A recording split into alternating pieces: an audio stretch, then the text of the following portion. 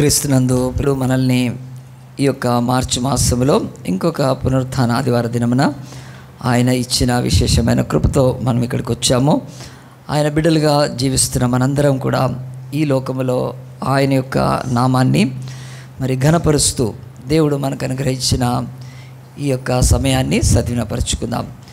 మరి ఈరోజు సన్నిధిలో మనము ఒక ప్రశ్న వేసుకుంటే, జనవరి 30 హాలిడే ఇచ్చారా?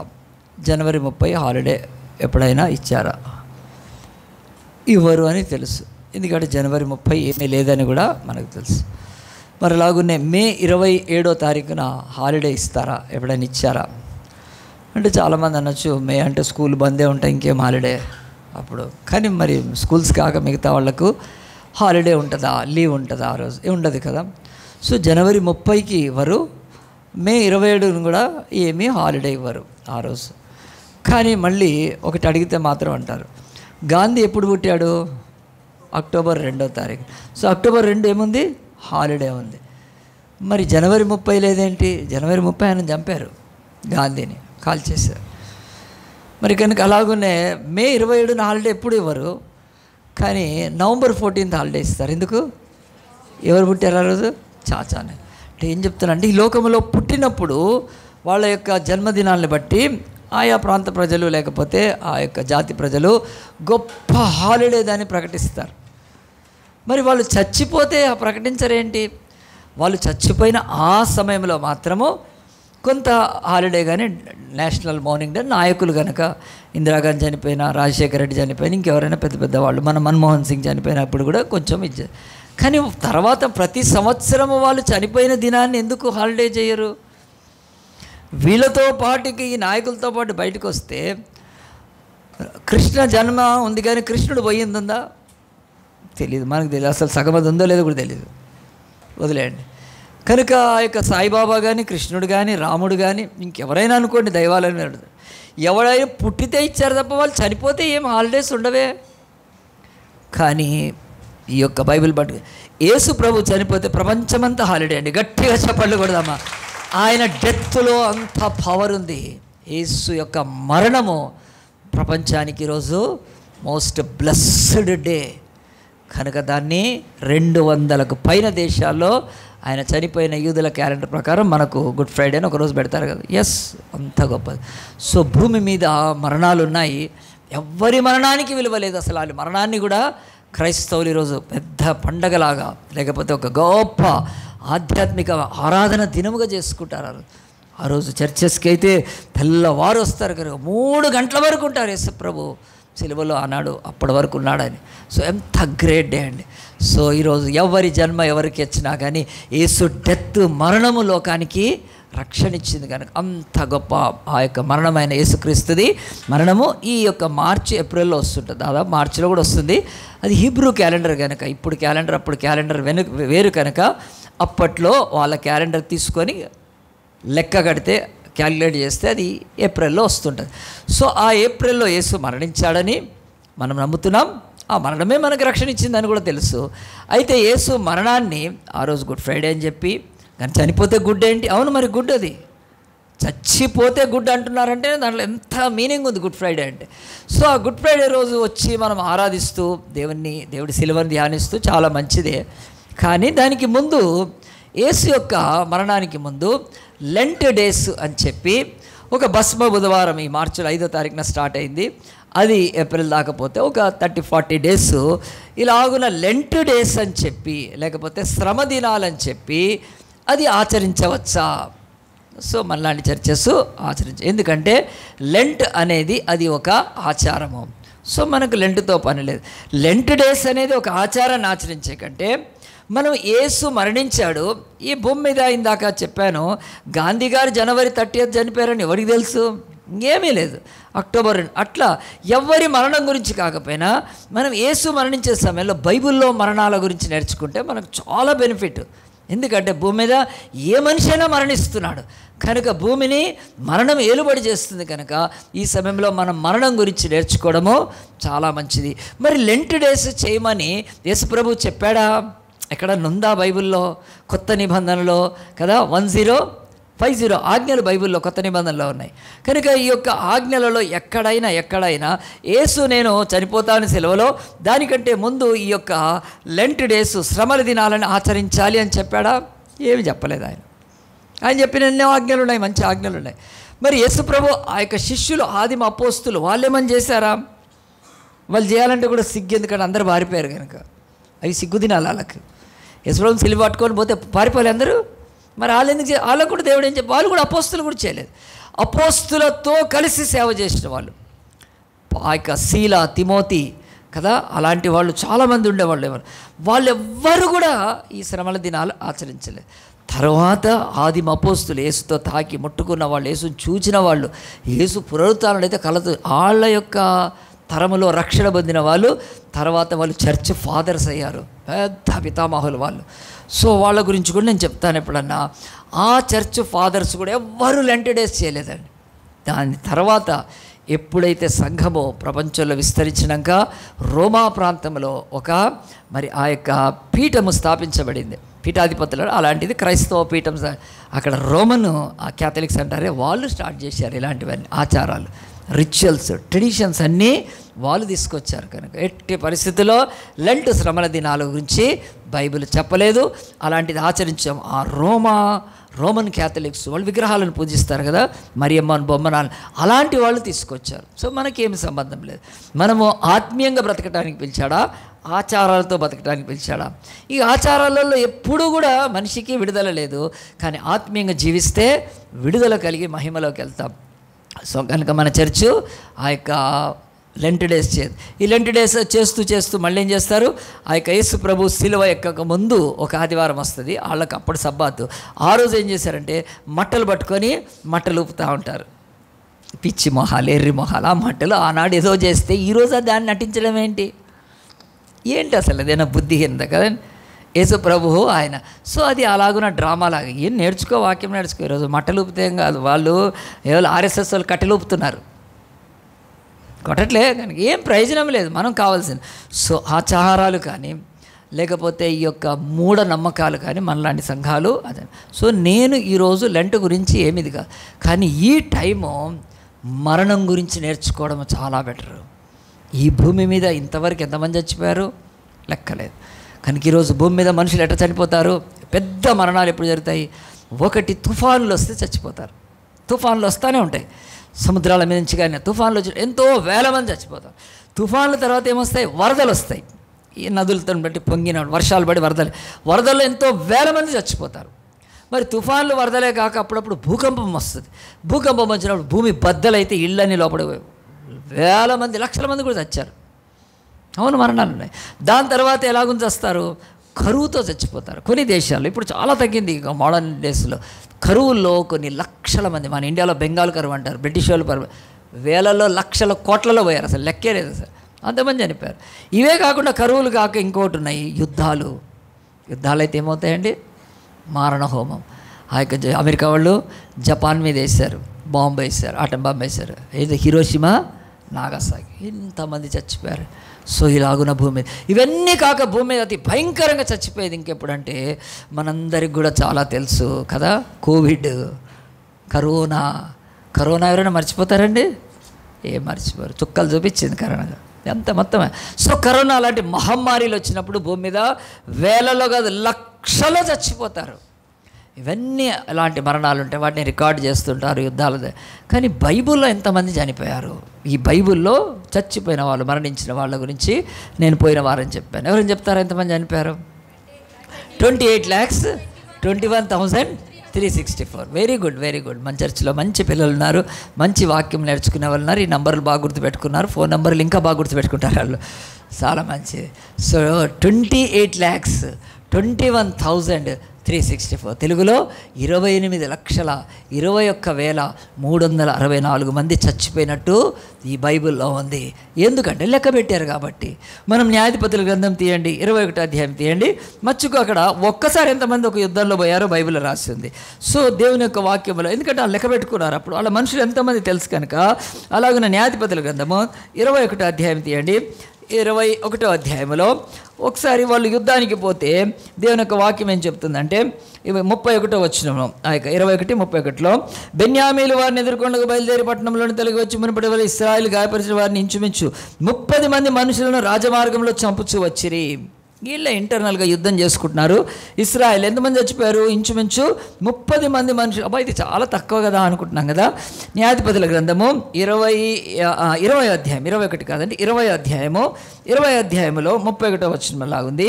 ఇంకోటి చూడండి ఇంకా కింద 20వ అధ్యాయంలో 35వ వచనంలో అప్పుడు యెహోవా ఇశ్రాయేలు చేత బెన్యామీనులను హతం చేయించును. ఆ దినమున ఇశ్రాయేలు బెన్యామీనులో 25,100 మంది మనుషులు చచ్చిపోయారు.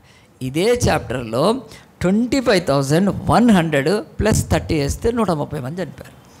ఇట్లా బైబిల్లో లెక్క పెడితే ఆ లెక్క ఎక్కడికి వచ్చిందంటే బైబిల్ ప్రకారమే 66 పుస్తకాల్లో 28 లక్షల మంది భూమి మీద మరణించారండి. ఇలాంటి మరణాలు జరుగుతున్నప్పుడు భూమి మీద ఉన్నాయని ఒక ప్రశ్న నేను వేశాను లాస్ట్. భూమి మీద ఫస్ట్ చచ్చిపోయిన వాళ్ళు ఎవరు అని అంటే కొంచెం ఏం చేశారంటే ఫుల్ ఆన్సర్ చెప్పలేదు కానీ సగం ఆన్సర్ చెప్పారు. ఇక్కడ ఉన్నవాళ్ళు హేబేలు అని చెప్పారు. కాదు అని నేను చెప్పాను. భూమి మీద ఫస్ట్ చనిపోయిన వాళ్ళు హేబేలు కాదు. హేబేలు కంటే ముందు దేవుడు చేసిన ఆదాము అవ్వలు చచ్చిపోయారు. ఎందుకంటే దేవుడు తన పోలికలో తన స్వరూపములో ఆయన నరుని సృష్టించి అతనికి జీవాత్మనిచ్చి ఆ యొక్క నరుడికి ఈ భూమిని గ్రహాన్ని ఈ ప్లానెట్ని అప్పచెప్పి ఇదిగో నువ్వు నిండించి ఫలించి విస్తరించి దీన్ని లోబరుచుకొని ఏలు ఈ భూమి నీకే అనిచ్చి చక్కటి ఏదైనా తోటనేసి చక్కటి సస్య ఆ యొక్క రమ్యమైన సౌందర్యమైన ఆ యొక్క తోటలో ఆయనను పెట్టి వాళ్ళ ఫుడ్ కొరకు ఆయన వెళ్ళి డీమార్ట్కి వెళ్ళి ఒక డేక్ష ఒక గిన్నె ఒక ప్రెషర్ కుక్కరు ఒక స్టవ్ కొనిచ్చి మీరిద్దరు వంట చేసుకోండి అన్నాడు ఆ దేవుడు. వాళ్ళు బిక్కమొహం పెట్టేవాళ్ళు కదా. అవ్వ నీకే చెప్తాను పప్పుచారు మంచిగా చేయన్నాడా? స్త్రీ కదండి, ఏమనలేదండి. వాళ్ళకి ఆహారం ఏంటి? ఇదిగో ఈ తోటలో ఉన్న వృక్ష ఫలాలు దేన్నైనా తినొచ్చును. యువర్ ఫుడ్ ఇదే నీ ఆహారం, శ్రేష్టమైన ఆహారం అండి. అది తినడానికి తర్వాత ఏం చేశాడు? తినొచ్చు, కానీ గుర్తుపెట్టుకో నువ్వు బ్రతకడానికి తినాలి, కానీ గుర్తుపెట్టుకో నువ్వు సావటానికి ఒకటి ఉంది, చచ్చిపోతావు. ఈ తోటలో మధ్యలో ఉన్న ఈ వృక్ష ఫలం మంచి చెడులు ఇచ్చే వృక్షం నువ్వు తినద్దు, తినేదే నువ్వు నిశ్చయంగా చచ్చిపోతావని చెప్పాడు. వాళ్ళకి చావంటే ఏందో తెలియదు ఇద్దరికి. ఎందుకంటే భూమి మీద వాళ్ళే ఫస్ట్. అంతకుముందు ఎవరు చచ్చారు? ఎవరున్నారు? అసలు భూమి మీద ఎవరు లేరు. కనుక వాళ్ళకు మరణం చచ్చిపోవడం అంటే తెలీదు. కానీ దేవుడైతే చెప్పాడు చచ్చిపోతాడు. అప్పుడు వాళ్ళు కొద్ది కాలం ఉన్నారు, ఒక 100 ఏళ్ళు ఉన్నారు. తర్వాత ఒకరొక నాడు కదండి ఆ యొక్క అవ్వ తనలో దురాశ పెరిగి అది ఈడ్చి తీసుకెళ్ళి ఆ యొక్క చెట్టు దగ్గరికి వెళ్ళినప్పుడు అప్పుడు సర్పము సైతాను వాళ్ళ లోపు వచ్చి ఈ పండు తినమంటే ఆమె ఏం చేసింది? ఆ పండు తినింది. పండు తిన్నాక ఏమైంది కదండి?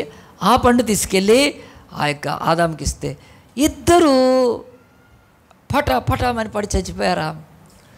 లేకపోతే ఆదామ దీని అల్లల్లల్లల్లల్లల్లల్లా అని చెప్పి ఎగిరి ఎగిరి ఎగిరి ఎగిరి పట్మని చచ్చాడా? నువ్వే నాకు ఇచ్చావని 4 తన్నాడా? అవ్వ లేకపోతే అవ్వ కూడా నాకేమవుతుందని చెప్పి బాగా మొత్తం క్యాబ్రా డ్యాన్స్ చేసి అవి ఇవి చేసి చేసి వస్తున్నా అట్లా చచ్చిపోయారా? ఏమీ లేదు కదండి. చచ్చి ఇక్కడొకరు అక్కడొకరు పడి ఉన్నారా? అట్లా బైబిల్ చెప్తుందా?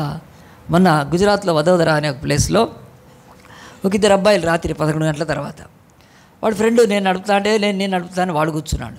వాడు కూర్చొని రోడ్డు మీద స్పీడ్గా వెళ్ళి ఒక ఆమెను కొట్టాడు. 2 వీలర్ మీద పోతుంది, స్కూటీ మీద. ఆ వీలర్ మీద ఉన్న వాళ్ళ పాప ఎక్కిరక్కడ పడ్డారండి. Spot dead. అది ఇండియాలో ఇప్పుడు వైరల్ అయింది కనుక వదోదరలో. వాడు ఒక లా స్టూడెంట్. వాడు కొట్టేసినాక బయటకు వచ్చేసి ఏమన్నా అంటే ఎనదర్ రౌండ్ అంటున్నాడు. అందరు జనాలు ఇదవుతున్నారు. మళ్ళీ కొంచెం ముందుకి ఓం నమ శివాయ అంటున్నాడు. ఇక పట్టుకున్నారండి, మొత్తానికి తీసుకుపోయి పోలీస్ స్టేషన్లో వేసి. ఏమంటుంది అలాంటి బిహేవియర్ ఏంటంటే ధ్రువరాటి అని ఒక మంచి వీడియో చేస్తాడు కదా భారతదేశంలో.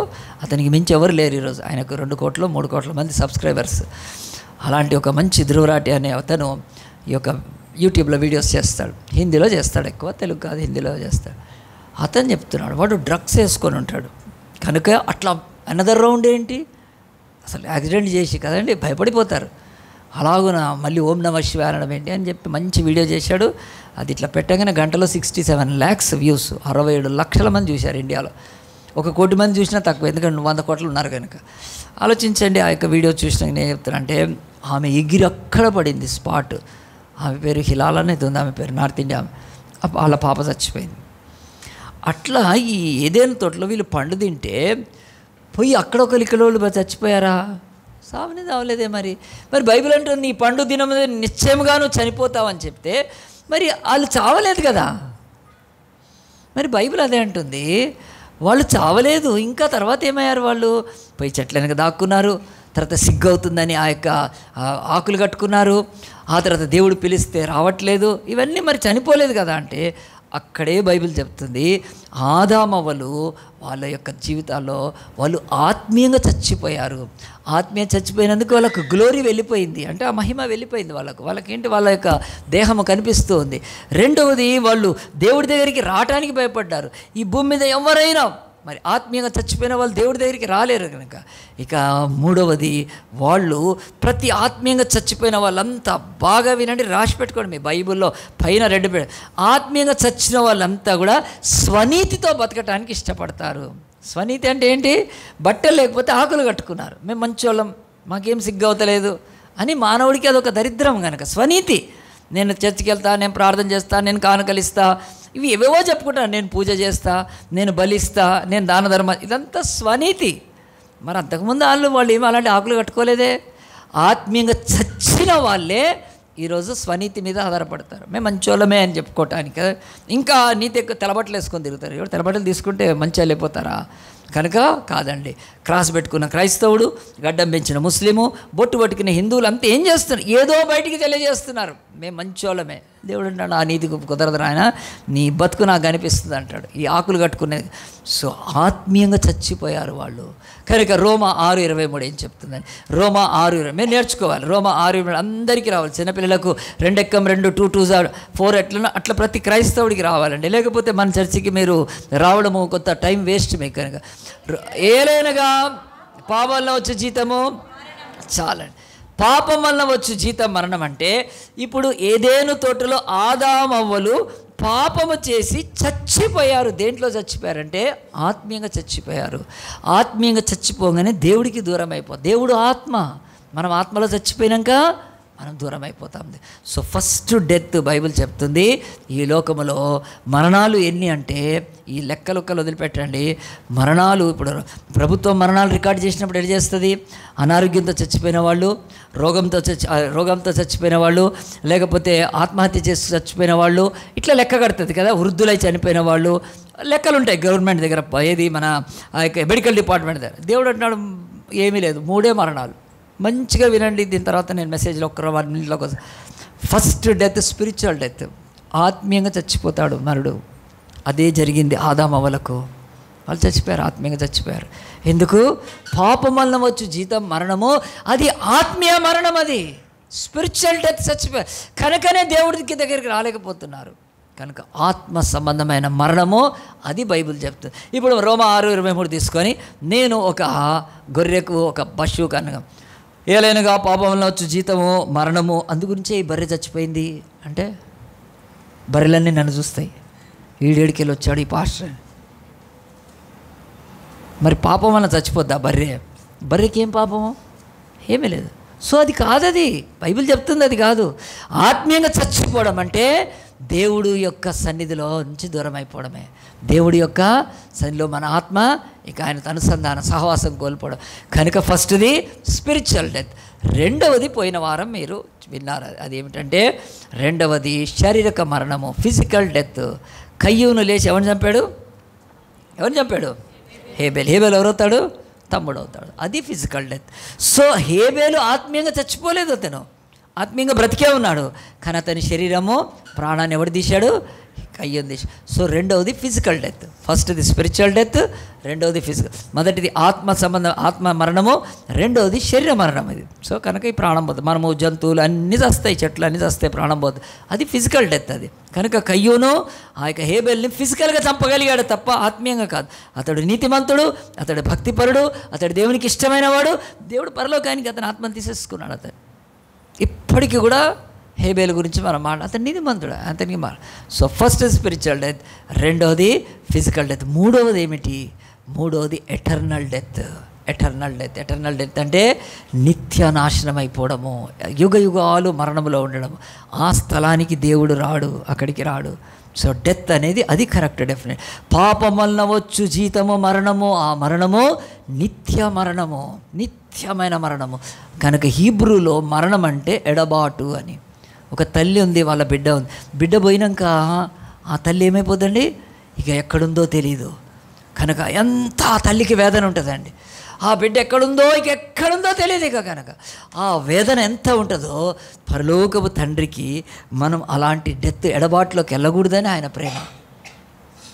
ఇంకా దేవుడు రాని స్థలము, దేవుడిని కనుగొన్న స్థలము, దేవుడికి దగ్గరికి రాలేని స్థలమే ఆ యొక్క నరకము, పాతాళము. కనుక అది డేంజర్. కనుక అన్ని మతాలు చెప్తున్నాయి, కానీ సరైన జ్ఞానం లేక కొద్ది ఏదో చెప్తున్నాయి తప్ప నిజమైన ఆ యొక్క మరణం గురించి బైబిల్ మాట్లాడుతుంది.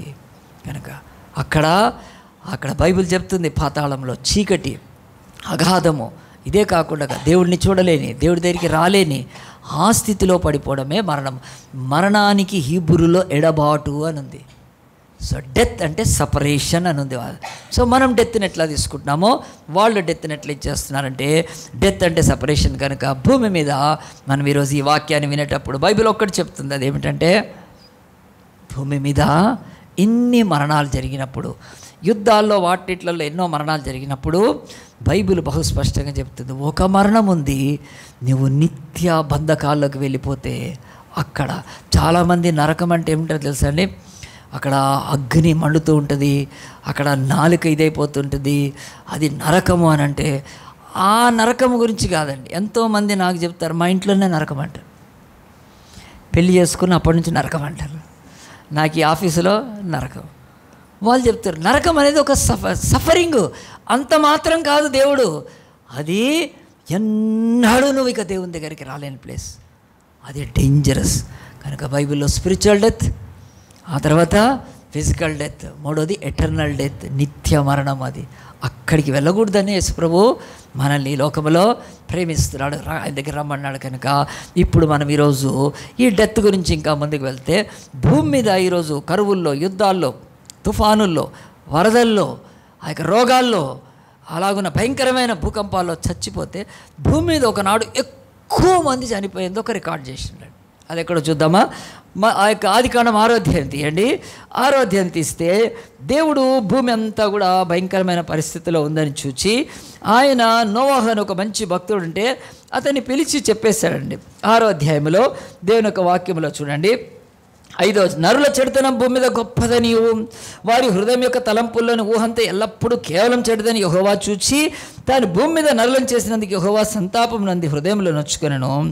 అప్పుడు అతని దేవుడు ఏమనుకున్నాడంటే, ఇదిగో నేను ఆ యొక్క తర్వాత అప్పుడు యెహోవా నేను సృజించిన నరులతో కూడా జంతువులను, పురుగులను, ఆకాశ పక్షులను భూమి మీద ఉండకుండా తుడిచివేయుదును, ఏలైనగా నేను వారిని సృష్టించినందుకు సంతాపం నంది అని దేవుడు తనే అనుకొని ఈ యొక్క భూమి మీద మనుషులందరూ చెడిపోయారు.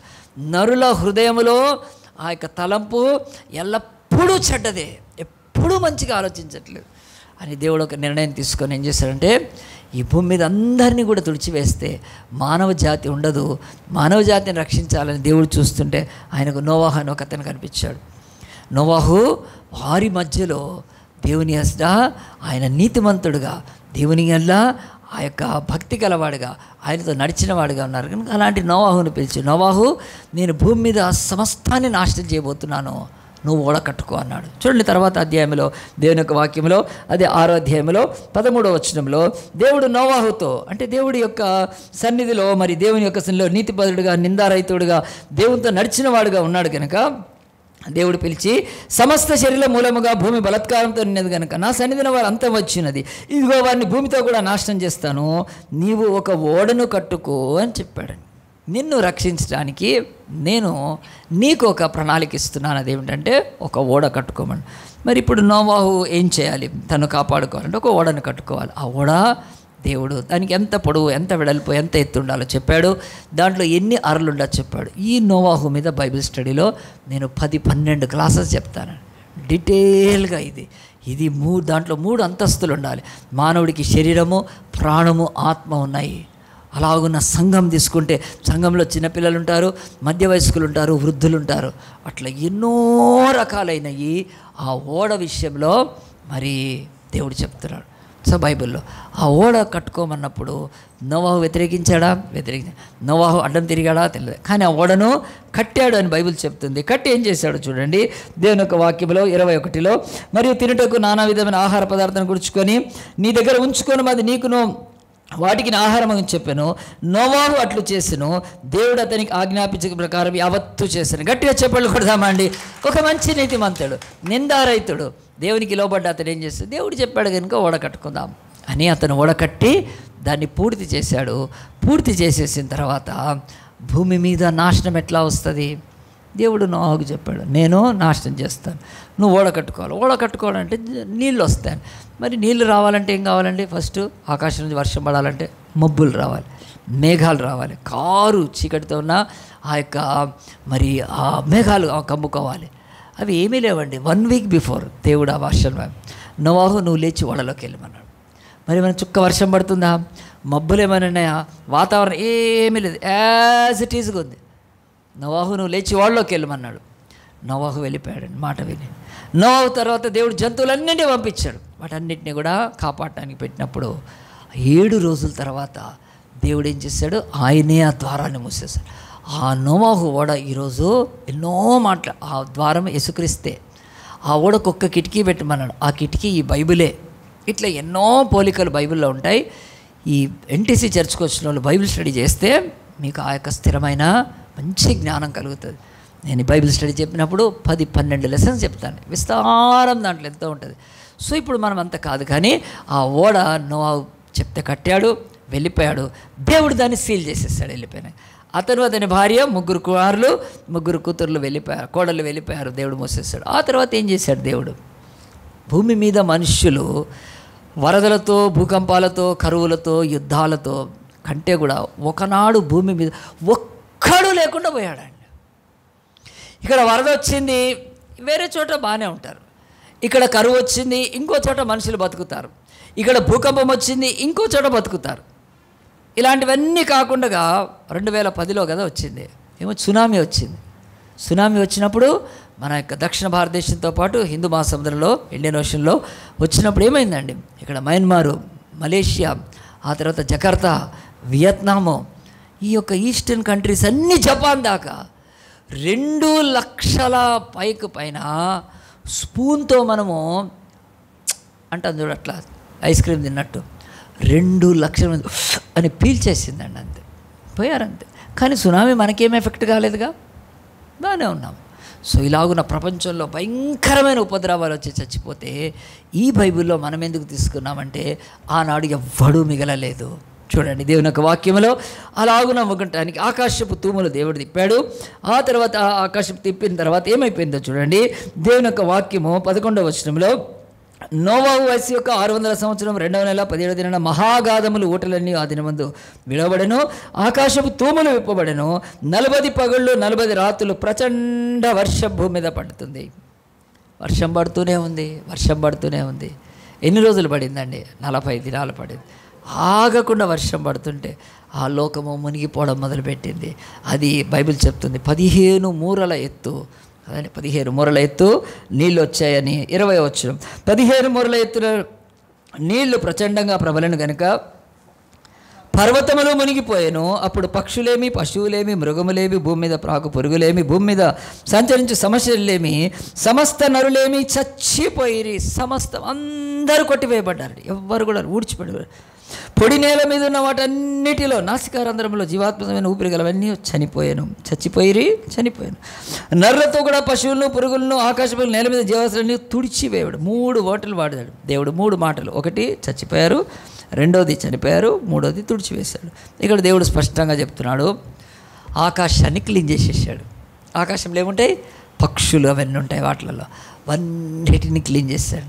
ఆ తర్వాత రెండోది కొండలు, గుట్టల మీద ఆ యొక్క పక్షులు వచ్చి ఉంటే వాటి మీద చెట్లు, చేమలు, కొండలు అన్నీ కూడా తీసేసాడు. అక్కడి నుంచి కిందికి వచ్చేస్తే భూమి మీద వృక్షాలు, చెట్లు అవన్నీ కూడా కొట్టి, ఇంకా మనుషులను, జంతువులను తుడిచిపెట్టేసి ఒక్కటి లేకుండా ఆ రోజు దేవుడు తుడిచివేసేసిన తర్వాత ఇక్కడ బైబిల్ అది చెప్తుంది. ఎందుకంటే ఇలాంటి ఆ యొక్క సెన్స్ మనకు ఉండాలి. మరి ఆకాశంలో ఉండే పక్షులను, భూమి మీద ఉండే ఆ యొక్క మిగతా జంతువులను, జలచరాలు, అన్ని ఆ యొక్క జీవచరాలు అన్నిటిని చంపేస్తే భూమి కింద పురుగులు ఉంటాయి, వాటిని కూడా దేవుడు చంపేశాడు. కానీ ఆనాడు చనిపోయింది ఏంటో తెలుసా అండి? చేపలు చనిపోలేదు. ఎందుకు? దేవుడు వర్షాన్ని పంపించి ఆ వర్షంతో నీళ్లు నిండుతున్నప్పుడు వాటిని చంపే ఉద్దేశం దేవుడికి ఆనది లేదు. కనుక ఆ యొక్క మత్స్యాలు లేకపోతే చేపలు వాటికి నీళ్ళలో ఉండి ఏది చావలేదండి, పైన క్లీన్ అయిపోయింది మొత్తం. ఇది బైబిల్లో గుర్తుపెట్టుకోండి. దేవుడు చేపలు చనిపోయినట్టు బైబిల్ చెప్పట్లేదు. జలచరాలు అవి నీళ్ళల్లోనే ఉన్నాయి, వాటిని దేవుడు వదిలేసేసాడు. కానీ బైబిల్ చెప్తుంది, ఈ భూమి మీద చనిపోయిన వాటన్నిటిని అవి కడుపారా తిని ఉంటాయండి. ఒక మసలు అనుకుంటుంది, నాకు ఏ ఆహారం దొరకాలంటే ఈరోజు 10 పడ్డారు, 10 మంది మంచిగా తిని ఉంటుంది కదా. ఒక తిమింగలం కదండి, అది ఎంత తిని ఉంటుందండి, ఎంత కావాలంత కదా. అవి దేవా సాలు నాయన మాకు కడుపు నొప్పుతుందని చెప్పి ఉంటాయి. అవి అంతమంది ఆహారాన్ని దేవుడు పంపించుంటాడు. సో ఇదంతా బైబిల్లో ఉంటే ఒకటి మాత్రము, దేవుడు నరుడెవ్వడు కూడా బతకకుండగా, జంతువులేమీ బతకకుండగా, పురుగులేమీ బతకకుండగా, చెట్లు చేమలు ఏమీ బతకకుండా, ఆకాశంలో ఏ పక్షి బతకకుండా తీసి పాడేశాడు. సో ఇలాంటి జరిగిన ఈ యొక్క బైబిల్ చెప్తున్న ఈ యొక్క భయంకరమైన డిల్యూగ్ అంటారు ఇంగ్లీష్లో, ఈ జలప్రళయంలో బైబిల్ అంటుంది ఒక్క ఫ్యామిలీ మాత్రం కాపాడబడింది, నోవాహు, ఆయన భార్య, 3 కొడుకులు. కనుక ఇప్పుడు మనం ఒక ప్రశ్న వేసుకుంటే, ఎందుకు వీళ్ళు చచ్చిపోయారు ఇంతమంది? ఇప్పుడు భూమి మీద ఎన్ని వరదలు, ఎన్ని భూకంపాలు, ఎన్ని కరోనాలు, ఎంతో అందరూ చావట్లేదు. కానీ ఒకనాడు అందరూ చచ్చిపోయారని చెప్తుంటే దేవుడు చెప్తున్నాడు, భవిష్యత్తులో ఇలాంటిదే జరుగుతుంది, ఖచ్చితంగా రాబోయే దినాల్లో భూమి మీద అందరూ తుడిచివేయబడతారని చెప్పి మనకు జ్ఞానం ఇస్తే అంటే వాళ్ళు ఎందుకు చనిపోయారు? 3 కారణాలు చూసి మనం ముగిద్దాం. మొట్టమొదటిది బైబిల్ ఏం చెప్తుందంటే, ఈ యొక్క ఆదికాండం 6వ అధ్యాయంలోనే చూడండి, భూమి మీద ఎందుకు వాళ్ళు చనిపోయారంటే 11వ వచనము, భూలోకము దేవుని సన్నిధిన చెడిపోయి ఉండెను, భూలోకము ఆ యొక్క బలత్కారంతో నిండి ఉండెను. తర్వాత ఇంకా దేవుడు భూలోకం చెడిపోయి ఉండెను, భూమి మీద తమ మార్గాలను చెరిపి వేసుకున్నారు, కనుక చచ్చిపోయారండి.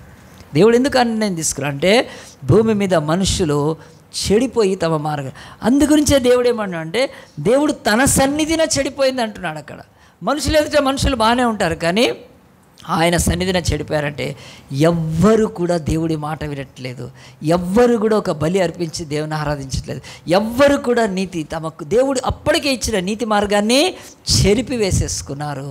కనుక దేవుడి డిసిషన్ తీసుకున్నాడు. మీరు 5వ అధ్యాయంలో చూడండి, ఒక్కొక్కరు ఎంతకాలం బతికారో, దేవుడు ఆయుష్ని ఎక్కడ తగ్గించాడో బైబిల్లో స్పష్టంగా.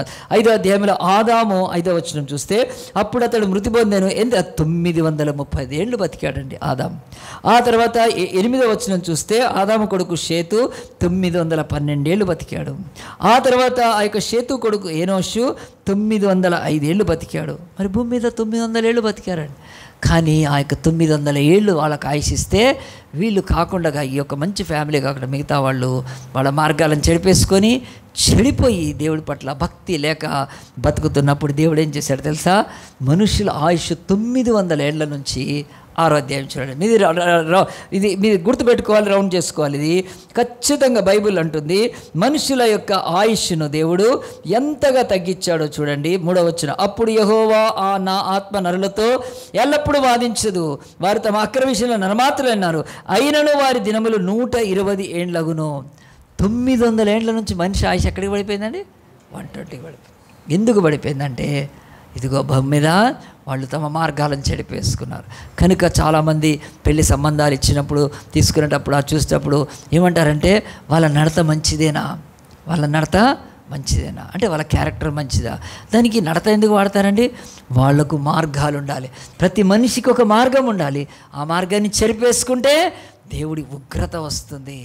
కనుక ఆనాడు భూమి మీద 900 ఆయుష్ ఇస్తున్నా కానీ దేవుడు వాళ్ళ మార్గాలను చెరిపేసుకున్నారు. కనుక దేవుడు అంటున్నాడు, మీరు మార్గాలను చెరిపేసుకొని దుర్మార్గంగా బలత్కారంతో బతుకుతున్నారు కనుక నేను మిమ్మల్ని తుడిచివేస్తాను. ఫస్ట్ రీజన్, మన బ్రతుకుల్లో ఎందుకు మనకు ఆ యొక్క మరణము లేకపోతే నాశనం సంభవిస్తుందంటే దేవుడు మనకిచ్చిన మార్గాన్ని మనము తప్పిపోకూడదు, వాళ్ళ మార్గాన్ని విడిచిపెట్టకూడదు. కనుక బైబిల్లో ఒక ప్రశ్న వేస్తే ఇప్పుడు మీరు జవాబు చెప్పాలి. నోవాహు కాలంలో దేవాలయం ఉందా? లేదు. వాళ్ళు ఎక్కడ దేవాలయంకి వెళ్ళండి. నోవాహు కాలంలో దేవాలయం లేదంటే రెండోది యాజకుడు లేడు, పాస్టర్ లేడు, ఉన్నాడా? లేడు. మరి దేవాలయం లేదు, యాజకుడు లేడు. మూడోది ధర్మశాస్త్రం లేదు, వాళ్ళకి ఇట్లాంటి బుక్కే లేదు. మరి వాళ్ళు దేన్ని బట్టి అంటే దేవుడు అప్పటికే నీతిమంతులైన షేతు, ఈనోకు, మహలేలు, కేయినాను, ఎరెదు, ఆ యొక్క హానోకు, ఆ తర్వాత లెమేకు, మెతుషెల, లెమేకు, నోవాహు, అలాగ అప్పటికే తెలుసా ఇది ఒక మార్గం ఉంది, జీవ మార్గం ఉంది. కనుక ఆ మార్గం ఏంటో దాన్ని అది చాలదు. ఇది ఆ మార్గం ఎలాంటిది? అది దేవుడు రాసి ఇవ్వలేదు, మనస్సాక్షికి ఇచ్చాడు. వాళ్ళ కాలం ఏం కాలం? అది మనస్సాక్షి. ఈ రోజు వరకు లేదా, అది ఇప్పటికి ఉంది.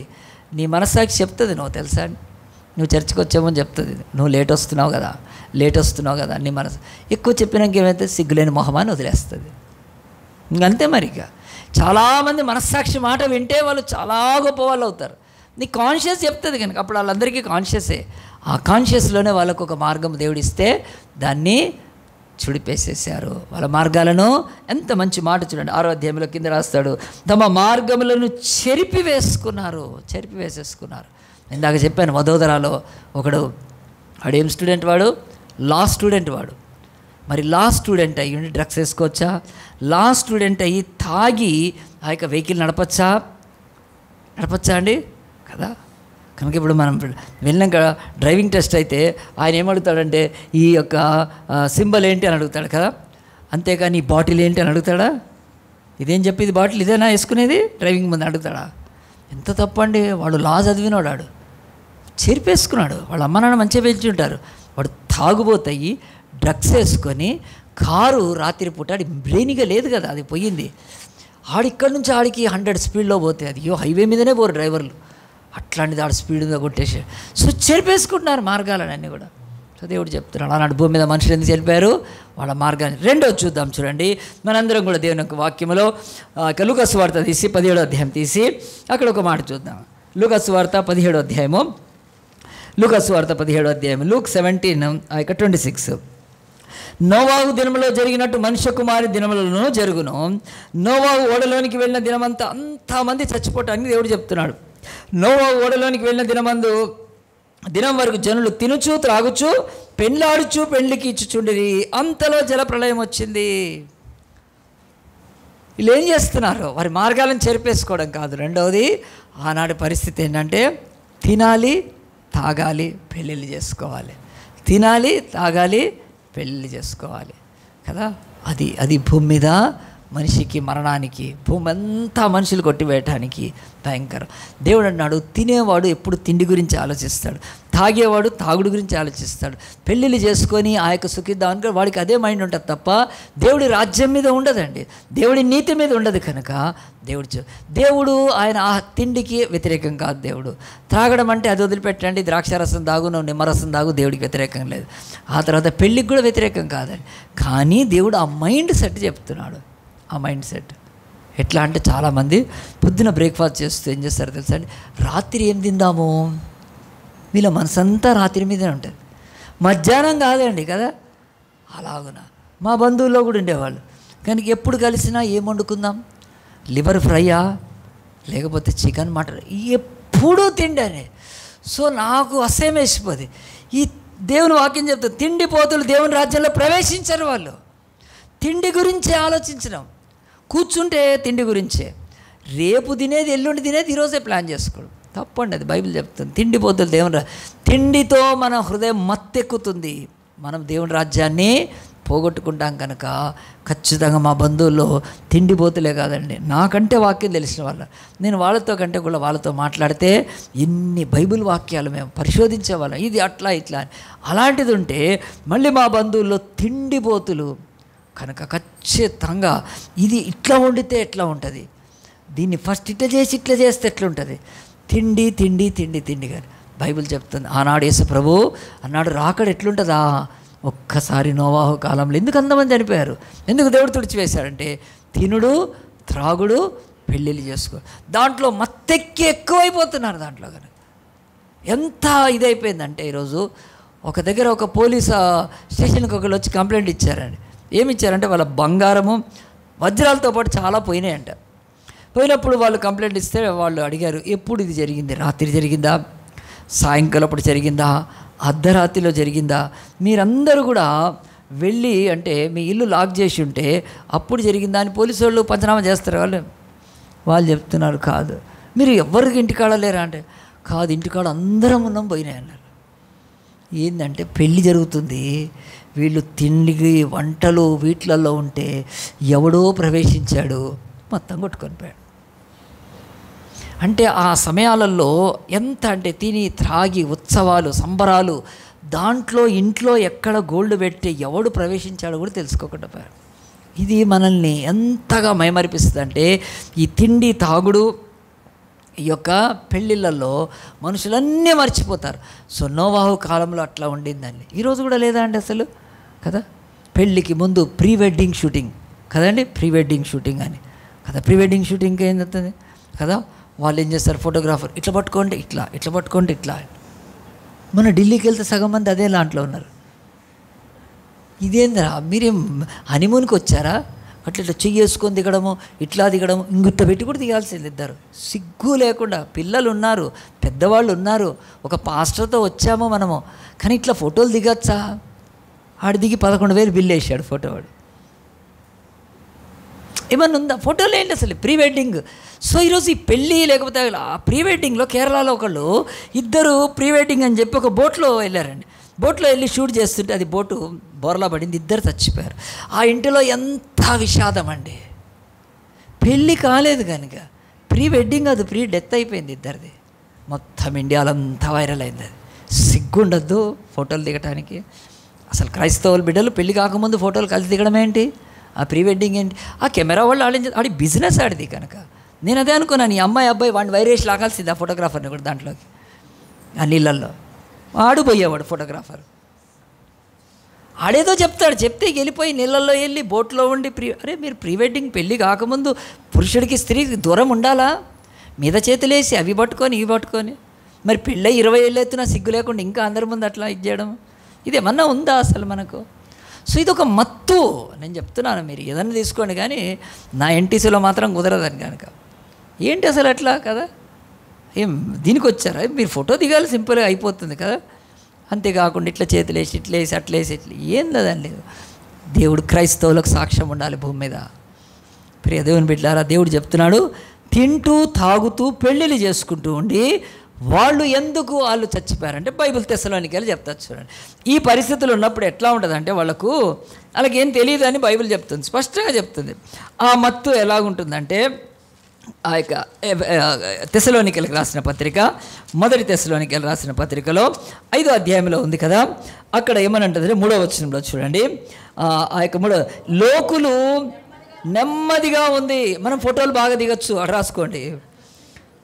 లోకులు అనుకుంటారా నెమ్మదిగా ఉంది, భయమేమీ లేదని చెప్పుకొని చూడగా గర్భిణీ స్త్రీకి ప్రసవ వేదన వచ్చినట్లు వారికి ఆకస్మికంగా నాశనం తట్టింది. దేవుడు చెప్తున్నాడు వాళ్ళకు కూడా అంతే. వాళ్ళు కూడా నోవాహు కాలంలో ఎందుకు అంతమంది చచ్చిపోయారంటే పెళ్ళిళ్ళు చేసుకుంటున్నాము, తింటున్నాము, తాగుతున్నాము, మంచిగా ఉన్నాము. దేవుడు పెళ్ళికి వ్యతిరేకం కాదు, దేవుడు త్రాగటానికంటే మంచి పళ్ళ రసాలు తాగడానికి వ్యతిరేకం కాదు, తిండి కూడా వ్యతిరేకం కాదు. ఆ మత్తు ఎక్కితేనే అట్లా తయారవుతారు. అప్పుడు ఏమవుతుంది, నెమ్మదిగా అనిపిస్తుంది. అకస్మాత్తుగా వర్షం పడుతూ ఉంటే వాళ్ళు ఇక తప్పించుకోలేకపోయారు. అయిపోయింది ఇక వాళ్ళ పని మొత్తము. కనుక బైబిల్ అంటుంది, మొదటిది ఆనాడు భూమి మీద సమస్త జనులు ఎందుకు తిరగడంటే మార్గాలను చెడిపేసుకుంటే భూమికి అంతం వస్తుంది. రెండవది, ఈ యొక్క తినుడు తాగుడు పెళ్ళిళ్ళు ఈ మత్తులో మైకములో ఉంటే వాడెవడు దేవుడి గురించి ఆలోచించాడు, ఎప్పుడు కూడా దేవుడి యొక్క సన్నిధి ఆలోచించాడు, దేవుడు కృపను పోగొట్టుకుంటాడు. ఇక ఈ రెండు అయినాక మూడోది చెప్తాను చూడండి. మూడోది బైబిల్ ఏం చెప్తుందంటే వాళ్ళు ఎందుకు చనిపోయారు భూమి మీద అంటే, దేవుడు ఆయన తన దీర్ఘశాంతముతో, దేవుని యొక్క వాక్యం 1 పేతురు తీయండి, 1 పేతురు 3వ అధ్యాయము 19వ వచనం అనుకుంటా. దేవుని యొక్క వాక్యంలో బహు స్పష్టంగా పేతురు రాసిన మొదటి పత్రిక 3వ అధ్యాయములో, దేవుని దీర్ఘశాంతము ఇంకా కనిపెడుచున్నప్పుడు పూర్వము నోవాహు దినములలో చాలు బైబిల్ చెప్తుంది. ప్రపంచంలో ఆనాడు అందరు ఎందుకు చచ్చిపోయారంటే, మంచిగా వినండి, ఇది కొంచెం జాగ్రత్తగా నీకు 2 నిమిషాలు అయితే వాక్యం అయిపోతుంది. అందరు నా వైపు చూసి వినండి. దేవుడు ఆయన కఠినము, ఆయన దేవుడు క్రూరత్వము, దేవుడిలో పైశాచికత్వము, దేవుడిలో దుర్మార్గత ఉండవు. అసలు కంపాషనేట్ గాడ్ లవ్. దేవుడే ప్రేమ, ప్రేమే దేవుడు. అసలు నీ తల్లిలో ఎంత ప్రేమ చూసావో దానికి 1,000,000 రెట్లు ప్రేమ దేవుడిలో ఉంటుంది. అందు గురించి ఎంత సృష్టిని చేయగలిగాడు. అలాంటి ప్రేమామయుడైన, దయామయుడైన, కరుణామయుడైన, బహుదీర్ఘ శాంతం కలిగిన దేవుడు ఆయన ఎందుకు తీసుకున్నాడు తెలుసా అండి? ఆయన భూమి మీద మనుషులంతా మార్గం జరిపేసుకున్నారు, బలాత్కారంతో నిండిపోయింది. ఆనాడు నెఫీలీలు ఉన్నారు, చంపుతున్నారు ఒక్కొక్కడిని, భయంకరంగా ఉంది, ఇవన్నీ ఉన్నాయి. దేవుడు అందు గురించి ఆయన వెంటనే కాదండి, ఆయన మనిషికి ఎంత కృప ఇచ్చాడంటే, నోవాహును ఓడకట్టమనగానే ఆయన ఓడగడుతున్నాడు. ఆ ఓడగట్టే ఫోటోలు లేవు, నేను ఏలేదు, చూస్తాను. ఆ యొక్క ఓడగడుతున్నప్పుడు చాలామంది వచ్చి నోవాహుని ఏం చేస్తున్నా అంటే ఓడగడుతున్నాయి. ఎందుకంటే లోకం మునిగిపోతుందని. ఇట్లా మునుగుతుంది అంటే వర్షం ఎప్పుడైనా చూసావా? అప్పటి వరకు వర్షం మీద భూమి మీద ఉన్నట్టు లేదు అసలు. కనుక అలాగున వాళ్ళకి అనిపించి ఏం చేశారంటే, వాళ్ళు నోవాహును మొదట్లో ఏమనుకున్నారంటే, సరే నీ పిచ్చి నీకు అనుకున్నా. తర్వాత ఎగతాళి చేయడం మొదలుపెట్టారు. నోవాహు చెప్తున్నాడు, భూమి అంతం కాబోతుంది, మీరు మారు మనసు పొందాలని. ఆ వాక్యమే రాశాడు పరిశుద్ధాత్మ దేవుడు. ఇక్కడ దేవుడు ఆ కాలంలో దీర్ఘశాంతంతో, నేను చదువుతాను చూడండి దేవుని యొక్క వాక్యంలో, అక్కడ 3వ అధ్యాయం 19వ వచనంలో, దేవుడు దీర్ఘశాంతం ఇంకనూ కనిపెడుచున్నప్పుడు పూర్వం నోవాహు దినంలో ఓడ సిద్ధపరచుచుండగా అవిధేయులైన వారి యొద్దకు, అనగా చెరలో ఉన్న ఆత్మలకు ఆయన ఆత్మరూపిగానే వెళ్ళి వారికి ప్రకటించాడు, మీరు మారండి, దేవుడు ఎంత సో బైబిల్ ప్రకారము ఆయన ఓడ వారం రోజుల్లో కట్టలేదండి, ఆయన నెల రోజుల్లో కట్టలేదు, సంవత్సరంలో కూడా కట్టలేదు ఓడ. మేమన్నా ఢిల్లీకి వెళ్ళినప్పుడు, తాజ్మహల్కి వెళ్ళినప్పుడు, తాజ్మహల్ ఎప్పుడు కట్టారు? తాజ్మహల్ ఎంట్రన్స్ దగ్గరగా పెద్ద గేట్ ఉంటాయండి, దానికి 4 గేట్స్ ఉంటాయి. దానికి ఆ గేట్ పేరు ఏదో ఉంది, షేర్ గేట్ అంటారు, నేను మర్చిపోయాను. ఆ గేట్ దగ్గరికి వెళ్ళాక ఆ గేట్ దగ్గర ఆయన గైడ్ నిలబెట్టి నాకు చెప్తున్నాడండి, ఇట్లా పైకి చూపించాడు. ఆ గేట్ పెద్ద గేట్, ఈ బిల్డింగ్ ఎంత ఉందండి, ఇప్పుడు మన బిల్డింగ్ ముందు పోయి చూస్తే అంత ఉంది అది ఎంట్రన్స్, ఎంత పెద్ద, దానికి పైన చూపించి చెప్తా ఉన్నాడు. మరి నేను మంచిగా విన్నానండి. మరి మనోళ్ళు ఫోటోలు ఇట్లా ఇది నడుస్తూ ఉంటుంది. ఇలా సరే తీసుకున్నారు కానీ వినాలి కదండి. అది అడిగితే నాన్న ఏమంటే అని చెప్తున్నాడు, ఇది 1-2 సంవత్సరాలు కట్టినాక ఆగిపోయిందంట తాజ్మహల్. చాలా కష్టం, డబ్బు కూడా కొన్ని ఇప్పటి లెక్కలో సమ్ 6 బిలియన్స్ అవుతుందంట, అంత డబ్బు పెట్టుకాడు. అవి చెప్తున్నాడు అతను హిందీలో చెప్తున్నాడు. ఇది రాజు అతను పెట్టినప్పుడు 1 సంవత్సరానికి ఒకటి గుర్తు అంటాను, అట్లా ఆగిపోయిందండి. అది మళ్ళీ ఆగిపోతే ఎప్పుడు కట్టారు ప్రజలకు తెలియాలని దాన్ని అలాగున 22 ఇయర్స్ కట్టారండి తాజ్మహల్. దానిపైన ఉంటే ఇప్పటికి మా ఫోటోల్లో ఉన్నాయి, అవి పైన చూస్తే ఇట్లా చిన్న గుమ్మాటాలు లాగుంటాయి, చిన్నవి కట్టి 22 ఇయర్స్ కట్టారు దాన్ని. ఎంత ఆనాడు ఏం టెక్నాలజీ లేదు కదా. అప్పుడు చూసినప్పుడు అనిపించింది, ఇది కట్టిన. మరి దేవుడు ఓడ 1 సంవత్సరంలో 2 సంవత్సరాలు కాదండి కట్టింది. ఆయన ఎంత దీర్ఘశాంతి, 100 ఇయర్స్ అని ఉంది బైబిల్లో రికార్డులో. నోవాహు 500 సంవత్సరం అప్పుడు ఓడ కట్టడం మొదలు పెడితే 600 సంవత్సరం 2వ నెలలో ఆయన ఓడలోకి వెళ్ళాడు. అంత దీర్ఘశాంతం ఇస్తే ఎవరికైనా ఉందా ఈరోజు? ఆనాడు కనుక భూమి మీద మనుషులు ఎందుకు చచ్చిపోయారంటే, దేవుడి యొక్క బహుదీర్ఘశాంతంతో కృప చూపించి స్వార్థ ప్రకటిస్తే అంగీకరించలేదు కనుక నాశనం అయిపోయారు. రివర్స్ ఏం వచ్చారు, వాళ్ళు వచ్చి నోవాహుని ఎగతాళి చేసి, లేవండి నోవాహు కదా నీకు ఇంత డబ్బు ఉంది పెట్టి ఓడగట్టుకుంటున్నావు పిచ్చోళ్ళలాగా, మేము చూడు ఎట్లా మ్యారేజ్ చేసుకున్నాము, చూడు ఎంతమంది మ్యారేజ్లు, పెళ్ళికి ఇచ్చి చేసుకుంటున్నారు. ఆ రోజు ఒక కట్టడ లేదు, ఒక నీతి లేదు, ఒక నియమం లేదు కనుక ఎంతోమంది పెళ్ళిళ్ళు చేసుకుంటూ ఉంటే, నోవాహు నువ్వేంటి పిచ్చోడు ఇట్లా ఉన్నావు, మరి నోవాహు ఎందుకున్నాడండి అంటే, నోవాహు అంటున్నాడు నాకు అవసరం లేదు, మా యొక్క ఆదాము భార్య అవ్వనే అంతే. అలాగున్న దేవుని యొక్క పితరులు షేతు, హానోకు, ఆ యొక్క మరి లెమేకు, ఎరేదు, వీళ్ళంతా వీళ్ళందరూ కూడా అలాగని చేసుకోలేదు పెళ్ళిళ్ళు. వాళ్ళు నీతిమంతులు ఉన్నారు. నేను అలాగుంటానని అతడు వివాహాలు చేసుకొని తింటూ తాగుతూ ఉండకుండా ఓడ కట్టుకున్నాడండి. అతని సాక్ష్యం భూమి మీద ఉంది ఈరోజు. కనుక ఒకటి బైబిల్ చెప్తుంది, ఎందుకు ఆనాడు నరులు చనిపోయారంటే, 3వది బైబిల్ అంటుంది, దేవుడు యొక్క దీర్ఘశాంతంలో ఇచ్చిన కృపను తిరస్కరించారు. ఇప్పుడు ఈ ఓడ చూడండి, ఈ ఓడ క్రీస్తుకు సాదృశ్యంగా ఉంది ఇది. కనుక ఇక్కడ క్రీస్తు, ఇక్కడ నోవాహు క్రీస్తుకు సూచనగా ఉన్నాడు. ఈ ఓడ ఈరోజు చర్చికి సూచనగా ఉంది. దీంట్లో 3 అరలుంటే తండ్రి కుమార పరిశుద్ధాత్మగా ఉండొచ్చు. ఈ 3 అరలుంటే మనలో ప్రాణము, శరీరము, ఆత్మగా ఉంది. ఈ 3 అరలల్లో బైబిల్ చెప్తుంది సంఘంలో పిల్లలు ఉంటారు, మధ్య వయసు వాళ్ళు, పెద్దవాళ్ళు ఉంటారు. ఇట్లా ఎన్ని పోలికలు చెప్తూ ఈ యొక్క వరద ఎలాగొచ్చిందో భూమికి నాశనం రాబోతుంది ఒకరోజు. ఎవ్వడు కూడా కాపాడలేడు ఈ భూమిని. ఒకే ఒక రక్షణ ఓడ సంఘములోకి వెళ్ళినవాడే కాపాడుతాడు. ఈ ఓడ కట్టబడుతున్నప్పుడు ఇప్పుడు ఏమవుతున్నాడు, దేవుడు ప్రపంచంలో 250 దేశాలకు సువార్త ప్రకటిస్తున్నాడు. ఇదిగో అంతం రాబోతుంది, ఇక అంతం, మీరు రక్షణ పొందండి, మారుమనసు పొందండి చెప్తుంటే ఎవడు వినలేదో వాడు రేపు ఈ యొక్క భూమి అంతంలో నాశనం అయిపోతాడు. ఎన్ని సూచనలు, ఎన్ని పోలికలు ఉన్నాయి కదా, ఆలోచిస్తున్నారా మీరు? దేవుడు భూమి మీద మనుషులు వరదతో, భూకంపంతో, తుఫాన్లతో కాదు ఒకరోజు నరులు ఉండరు ఈ భూమి మీద. ఆ దినం రాబోతుంది.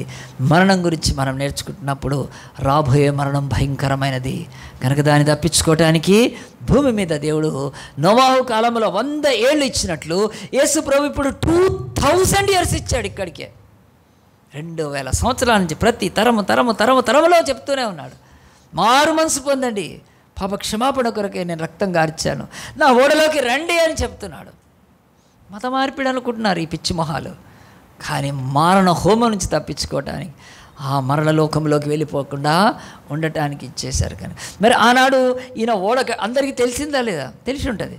మరి ఆ యొక్క వర్షం పెరుగుతున్నప్పుడు మొదట్లో కొంచెం చిన్న నీళ్ళు ఇట్లుంటాయి కదా, ఇట్లా కొట్టింటారు, బాగున్నాయి నీళ్ళు అని కదా. ఇంకా తర్వాత ఏమైంది, నీళ్ళు అది ఈడికి ఎక్కుతూ ఉంటే ఆ గుట్ట ఈ గుట్ట అక్కడిక్కడ ఎక్కి ఏమీ లేదు. అప్పుడు అని ఉంటారు, అరే నోవా ఓడగట్టాడు పోదాం పదా అని ఈదుకుంటూ పోయి ఉంటారు. ఈదుకుంటూ వచ్చారు ఇక్కడ చూడండి, ఫొటోస్ ఉన్నాయి. ఈదుకుంటూ ఆ యొక్క ఓడ దగ్గరికి వచ్చి ఉంటారు. అయ్యా నోవాహు అంటే, నోవాహు ఆయనకు డోర్ తీయటం రాదు, ఎందుకంటే సీల్ చేసేసాడు దేవుడు. ప్రియ దేవుని బిడ్డలారా, ఒక్కొక్కడికి ఆ రోజు తెలిసింది. ప్రతి సువార్త విన్నోడికి ఈరోజు తెలుస్తుంది. నేను ఆ రోజు సువార్తను తిరస్కరించాను, ఈ క్రైస్తవులు మత మార్పిడని వాళ్ళని కొట్టాను, హింసించాను, మలమదిగా దేవుడని ఎగతాళి చేశాను. పర్లేదు, అన్నీ పర్లేదు. ఇప్పుడు ఎక్కడున్నాడు వాడు? వరద భీతిలో, మరణ జలములలో కొట్టుకొని పోతాడు ఒక్కొక్కడు. కనుక దేవుడు అంటున్నాడు, ఒక్క ఓడ మనకు ఒకటే రక్షకుడు కదండి, ఆ తర్వాత దానికి ఒకటే ద్వారం. కనుక మరియమ్మ లేదు, మరియమ్మ నమ్మితే మనం పాతాళానికి పోతాం. మరియమ్మ ఆమె పరలోకానికి వస్తుంది కనుక మనం పాతాళానికి పోవద్దాం. యేసు ఒకే ద్వారము, తర్వాత ఒకే విండో, దానికి ఒకే బైబిల్. ఇక బైబిల్ తప్ప ఇంకేం, ఇవన్నీ చూపిస్తూ లోకానికి ఇవ్వడా అంటే నోవాహు ఎగతాళి చేయబడ్డాడు, యేసుక్రీస్తుని ఎగతాళి చేశారు. నువ్వు రక్షకుడు, కిందికి దిగు నువ్వు అన్నాడు. ఎంత ఎగతాళి చేశారండి యేసుప్రభు, ఎంత దూషించారు, ఎంత హింసించారు, ఎంత బాధ పెట్టారు. యేసుప్రభు అన్నది కాదు నేను రక్షణ అన్నాడు. నోవాహు నాకంటే ఎక్కువ తట్టుకున్నాడు. నేను నోవాహు కంటే నేను దేవునిగా దైవకుమారుని తట్టుకొని చక్కగా ఓడకట్టాడు. ప్రియ దేవుని బిడ్డలారా, ఈరోజు అంత భూమి మీద అందరూ తుడిచివేయటానికి నేను 3 కారణాలు చెప్పాను. మార్గము చెడిపేసుకొని, రెండవది తింటూ తాగుతూ పెళ్ళిళ్ళు చేసుకుని, అంటే ఆ యొక్క శరీర సంబంధం ఉంటే, మూడవది కృపను తిరస్కరించినందుకే భూమి మీద నాశనం సంభవించింది. ఒక చిన్న ఎగ్జాంపుల్ చెప్పి ముగిస్తాను. ఆ యొక్క ఊరి పేరు ఆ యొక్క మేబా అనే ఊరుంది. అక్కడ ఆ మేబా అనే ఊరు దగ్గర అది ఎక్కడుందంటే మరి ఈ యొక్క లుబెరా అనే ప్రదేశం అండి. ఇది సౌత్ ఆఫ్రికాలో, సెంట్రల్ ఆఫ్రికాలో. పొద్దున మేబా అనే ఊరిలో 4 గంటలకు ఒక మిలిటరీ వాళ్ళు వచ్చారు. ఒక 20 మందిని తీసుకెళ్ళిపోయారు. ఊరంతా లేచిపోయింది, ఎవరినో పట్టుకుపోయారని. ఎట్లా వీళ్ళని విడిపించుకోవాలనుకున్న ఇంకా ఎక్కువ మంది మిలిటరీ వచ్చేసారు. మిలిటెంట్స్, మిలిటరీ కాదు కానీ మిలిటెంట్స్ వాళ్ళు వచ్చి ఏం చేశారు, ఇంకొక 50 మందిని పట్టుకున్నారని. ఆ 50 మందిని 70 మందిని తీసుకెళ్ళి ఆ యొక్క ఆఫ్రికాలో ఒక మంచి ప్లేస్ ఉందండి, కసాంగా అనే ప్లేస్. అక్కడ ఒక ప్రొటెస్టెంట్ చర్చ్ ఉంది, మళ్ళాంటి చర్చ్ ఉంది. ఆ బిల్డింగ్లోకి తీసుకెళ్ళి 70 మందిని నరమేధం చేసేసారు, చంపి పారేసారు. ఏ రోజు జరిగింది? February 13, 2025.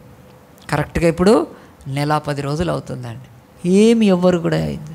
అలాంటి భయంకరమైన పరిస్థితి కారణము ఆ ప్రజలు యేసుక్రీస్తు నమ్ముకున్నందుకే. అది మన ఇండియా నుంచి ఆఫ్రికా ఇండియా చూద్దాం. చూడండి ఒకసారి. ఆఫ్రికా ఎక్కడుంది, ఇండియా ఎక్కడుంది మనకు తెలుసు. మన ఇండియాలో పరిస్థితులు ఎట్లా ఉన్నాయి, వాళ్ళకి ఎట్లా ఉన్నాయి ఆలోచించండి. మన యొక్క భారతదేశము ఇదిగో, అది భారతదేశం, ఇది ఆఫ్రికా కదండి. ఈ ఆఫ్రికాలో సెంట్రల్లో మరి ఆ యొక్క డెమోక్రటిక్ రిపబ్లిక్ కాంగో అని డిఆర్సి అంటారు ఆ కంట్రీ పేరు. ఆ డిఆర్సి డెమోక్రటిక్ రిపబ్లిక్ కాంగోలో అక్కడ ఏడిఎఫ్ అని ఉంది కనుక, ఏడిఎఫ్ అంటే ఆ యొక్క అలైడ్ డిఫెన్స్ ఫోర్సెస్ అని ఆ దేశానికి, వాళ్ళతో ఐఎస్ వాళ్ళు కలిశారు, ఇస్లామిక్ స్టేట్ వాళ్ళు కలిశారు. ఈ ఏరియాలో క్రిస్టియన్స్ ఉండకూడదు, వాళ్ళని బెదిరించారు, వాళ్ళని భయపెట్టారు. కానీ వాళ్ళు మేము వదిలిపెట్టాము, క్రీస్తుని వదిలిపెట్టాము, మాకు క్రీస్తే కావాలని చెప్పి మన దేశం కంటే 10 రెట్లు పేద దేశాలు, అక్కడ తిండి రోడ్లు ఏమీ ఉండవండి పాపం ఆఫ్రికాలో. అలాంటి దేశంలో ఆఫ్రికాలో ఆ యొక్క కసాంగా ప్రాంతంలో, ఆ యొక్క మాబా అనే ప్రాంతంలో వాళ్ళు ఏం చేశారు, అలా ప్రాణాలన్నీ. ఇప్పుడు వీళ్ళు చనిపోయారు, నేను ఇందాక చెప్తున్నా ఆ యొక్క నోవా కాలంలో చచ్చిపోయారని. కానీ వీళ్ళు పాపం చేసి చనిపోయారా, లేకపోతే వీళ్ళు అవినీతి చచ్చిపోయారా? కాదు, వాళ్ళు ప్రభువు కొరకు చనిపోయారు. ఎందుకనంటే మా శరీరాలను మాత్రమే చంపుతారు కానీ మా ఆత్మలను చంపలేరని చెప్పి ఈ యొక్క డిఆర్సి, ఆ యొక్క మరి డెమోక్రటిక్ రిపబ్లిక్ ఆఫ్ కాంగో అనే దేశంలో 70 మంది ఎక్కడ తీసుకుపోయి చంపారు వాళ్ళు? బయట ఊరి పొలిమేరలు తీసుకెళ్ళి చంపలేదు, లేకపోతే వాళ్ళను ఆ యొక్క కాంగోలో ఆ యొక్క ప్లేస్లో ఒక వీధి మధ్యలో చంపలేదు. వాళ్ళని తీసుకెళ్ళి ఎక్కడ చంపారు? తీసుకెళ్ళి ఒక చర్చ్ బిల్డింగ్లో చంపారంటే వాళ్ళు ఏం టార్గెట్ చేశారని, భూమి మీద మా ప్రాంతంలో క్రిస్టియానిటీ ఉండకూడదు అనుకోండి. మరి వాళ్ళను మరి ఎందుకు నేను ఇది చెప్తున్నా అంటే, బైబిల్లో ఒక మాట ఉంది చూడండి, ఇది చూసి మనము ప్రార్థన చేసుకుందాం. నోవా కాలంలో ఎంత కృప ఇచ్చినా ఎవడు దాన్ని సద్వినియోగపరుచుకోలేదు, నాశనం అయిపోయారు. వాళ్ళ ఆత్మలన్నీ పాతాళానికి వెళ్ళిపోతే బైబిల్ చెప్తుంది. కొరింథీయులకు రాసిన పత్రిక తీయండి, 2 కొరింథీలో 5వ అధ్యాయంలో ఇలాగున్న మంచి మాట ఉంటుంది చూడండి. ఈ యొక్క 2 కొరింథీ 5:15లో జీవించువారు, చెప్పండి నాతోటి, జీవించువారు ఇక మీదట తమ కొరకు కాక తమ నిమిత్తము మృతి పొంది తిరిగి లేచిన వాని కొరకే జీవించుటకు ఆయన అందరి కొరకు మృతి పొందననియు నిశ్చయించుకుంటున్నాము.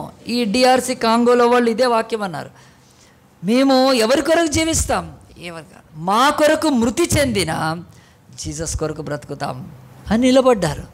ఆ ప్రాంతంలో ఇస్లాం ఆ యొక్క టెర్రరిస్టులు మీరు క్రీస్తుని వదిలిపెట్టండి, మీరు దేవుణ్ణి వదిలిపెట్టండి అని చెప్పి వాళ్ళ మీద ప్రెషర్స్ ఎప్పటి నుంచో ఉన్నాయి. కాదు, మా కొరకు మరణించిన ఆయన కొరకు మేము జీవిస్తాము, మీరు చంపినా పర్వాలేదు. కొంతమంది 70 మంది ప్రాణాలు పోయినాయి. మీకు తెలుసా అండి, కొన్ని బాడీస్ మార్చిలో వరకు ఇంకా పాతి పెట్టలేదంట. నేను న్యూస్ చదివాను వాళ్ళ గురించి. ఎందుకో తెలుసా అండి, భీతి, భయము. ఆ శవాన్ని పాతి పెట్టడానికి కొంతమందిని పాతి పెట్టారు, ఇంకొంతమందిని సమాధి చేయడానికి. మళ్ళీ ఆ అటాక్ జరిగినప్పుడు భయపడుతూ ఉన్నారు వాళ్ళు. ప్రియదేవుని బిడ్డలారా, అక్కడ ప్రజలు ప్రాణాలు కోల్పోవటానికి వాళ్ళు దేవుని యొక్క సన్నిధిలో ఒకటి నమ్మారు, మా కొరకు మరణించిన యేసు కొరకు మేము జీవిస్తామని.